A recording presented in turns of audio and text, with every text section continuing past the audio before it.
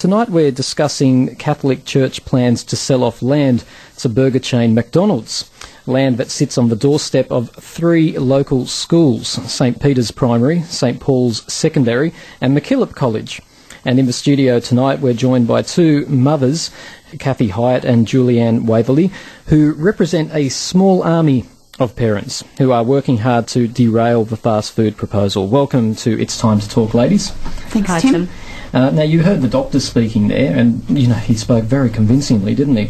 I'd just like you to, as parents, outline, maybe we'll start with you, Kathy, outline why you're in such opposition to a McDonald's opening up so close to the schools.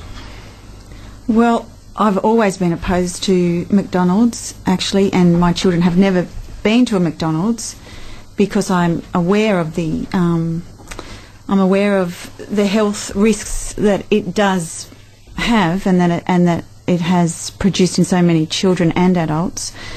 But besides all of those health issues, which Dr. McDonald's covered, I think the thing that we are trying to press upon now with the local community there and the council now is that it is a crazy location for such an outlet so close on the doorstep, literally, to those 3 schools and to many residents. A lady who lives there showed me the plan, and the drive-through actually is right on her boundary fence.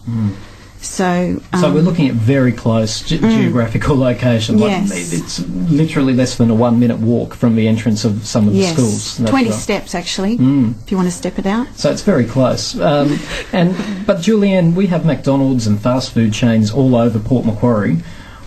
Why is the location, yes, it is close to the schools, but why is that such a problem?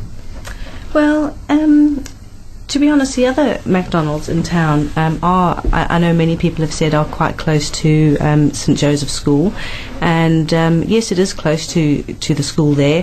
However, it's also in a shopping centre. It's in a shopping precinct, and the entrance to the actual school is around the corner in Walter Street. It's nowhere near the entrance to the McDonald's, whereas the one that is proposed to go up near the 3 schools on Green Meadows is actually at the entrance. You actually will have to go literally past it every single time you drive in to drop your children off.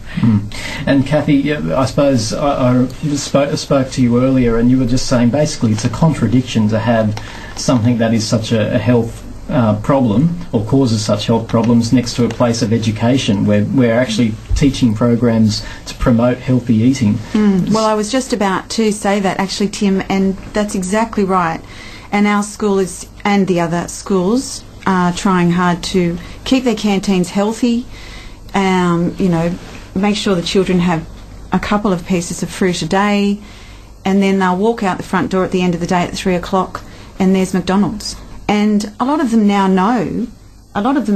unfortunately, they do know who sold the land to whom. Well, let's touch on that, because it's, for the listeners who aren't aware, it's the Catholic Church, the same Catholic Church which oversees the schools on the land, that is actually going to be selling it to the fast food chain. Tell me, what's the feeling in the parent community about that decision? Well, they're furious. I haven't come across one parent who's happy about it, and I don't judge anybody who goes to McDonald's, but everybody is in agreement that that is a crazy spot, and the residents agree it's a crazy spot. The fact that it is the Catholic Church, the owner of the school, selling it, are parents feeling betrayed about it at all? Oh yes, absolutely. Yes, and they're feeling as though they don't care about the children. If this goes ahead, have either of you considered taking your children out of those schools? I've thought about it. Yeah, there's a lot of school years ahead for me yet. I wouldn't be happy about that. I love the school and the environment there, but I'm not happy about having my children have to go past that every day, or practically every day of their life for the next 12 years. 12 years. And you, Julianne, have you considered taking your children out because of the location of the McDonald's? Oh yes, I've considered it. I mean, Joe, my son is in kindergarten at the moment, and that would mean for the next 12 years of his school career, he would have to go past that McDonald's every day. And we teach him that healthy eating is important, and health and exercise is one of the important things that you can teach your kids. And I just feel that having that looming right over the school is wrong, and I don't want them to have to see that every single day. Sure. One person suggested to me that schools, when they teach this healthy eating message, they never teach junk food is a no-no. They always teach that moderation is the key. Apparently moderation is the centrepiece of all the good education regarding nutrition. So do you think that, is it really the fault of the fast food chain? I asked the doctor this as well. Is it the fault of the fast food chain or the families that are allowing the kids and to overindulge in fast food? It comes back to both, but like Dr. McDonald said, not very many years ago, we weren't saturated, the market wasn't saturated as much as it is now with all of these junk food outlets. So instead of a gorgeous organic fruit and vegetable shop with a cafe attached here and there that a local person may have put in, now we because of all of the money that these institutions have, this is what we're faced with. This is what the children are bombarded with. It is up to the parents to teach the children about healthy eating, but it's also up to the schools to help too. The schools, they spend a lot of their time at school, and in fact most of the year they're at school, and you'd expect them to learn a bit about healthy eating there, which they do. St. Peter's is a great school that does promote healthy eating, and it's, for me, if it's going to be just outside the school, I think the peer pressure for parents and for the children, mainly for the children, is going to be huge, because they're going to want the latest bits and pieces. And I feel that some mums might even go, on the way home, we've got to go to, before we go to soccer or a sporting activity, they're hungry. What do you do? Let's just slip in there. And it's adding to temptation to have it there. We don't need it there. Can I just ask you about that role of the parent, because I do need to get your opinion about this, because other people have suggested to me, and it seems like a valid point.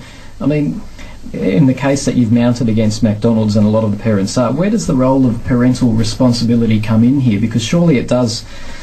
It's the role of a parent to have the strength of character and the sense of duty to say no. You can't have it. It is the role. It is the role of the parents, and that is the most important factor. And like I said, my children have never been to McDonald's, but there it is in their face every morning and every afternoon, and they will see that as the norm. And I don't want it to be the norm. I don't want it to be the norm. Why would anybody want it to be the norm? Absolutely. But it is the norm, unfortunately, unless we stand up and... And I mean, we're competing against multi-million-dollar advertising here. So I feel, even though it is up to the parent, and I do agree with that, it is up to the parent to teach your child healthy eating and to say no. But, when they're in junior school, that's one thing. But when they get to high school, they'll have their own money. They'll have their own agenda after school, what they want to do. And the older they get, I think, it'll become a place where they would actually hang out. And I've heard that's exactly what's happened to the McDonald's in Bay Street, where it has been known to be full of high school students. You need to make it really clear to listeners who share your opinion what they can do, because sometimes people do tend to throw up their hands, don't they, and say, we can't beat this. However, you're suggesting that there is a chance that if the community numbers are up there in terms of opposition, that maybe we can make a change here. So what should people be doing? Well, people can contact the local council either with a letter or an email to Patrick Galbraith Robertson, and you can just write your letter and address it to him. if people didn't get that, that you can go to Google, type in Hastings Port Macquarie Council, and then they'll be able to find the... who are they looking up? Patrick? Galbraith Robertson. Right. I would also suggest perhaps even sending a letter of concern to the St Agnes Parish Administration. Send it there to the Chairman Parish Finance Committee, and they're at P.O. Box 1736, Port Macquarie. So thank you very much. Thank you, Tim. Thank you. All right. And if our listeners would like to give us a call about this issue, you can on 6585 2233. We would absolutely love to hear from you. 2AFM.